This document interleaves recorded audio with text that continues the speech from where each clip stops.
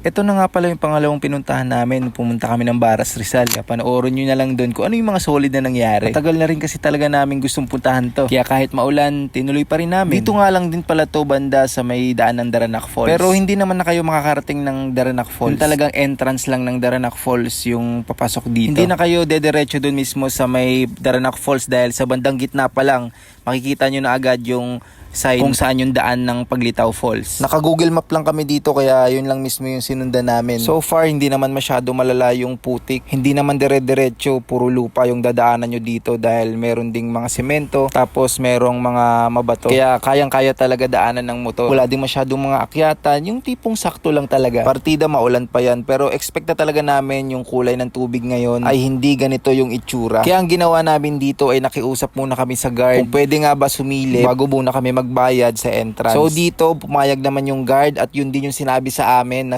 silipin muna namin bago daw kami magbayad sa entrance dahil baka daw hindi namin magustuhan yung kulay ng tubig. At nung na-check namin yung kulay ng tubig at dito ay malabo nga. At kahit na ganun ay marami pa rin kaming nakita ditong naliligo. Kaya nagpasalamat din kami dito sa guard dahil mabait sila. Nagdalawang isip na nga rin pala kami dito kung itutuloy pa ba namin na maligo o hindi na. Pero dahil nandito na kami ay tinuloy na talaga namin na maligo. Sayang din naman kung babalik pa kami kasi marami din naman naliligo, hindi lang naman kami. Wala din ako masabi kung gaano talaga kaganda dito dahil as in maganda talaga. Kaya isa lang masasabi ko dito, babalikan talaga namin to kapag maganda na yung panahon. Dahil ito kasi talaga yung pinunta namin kung bakit kami nandito. Gusto ko sana makuhanan ng video to na maganda yung tubig. At syempre mag picture na rin. Kaya hanggang dito na lang. Hanggang sa muli. Paalam.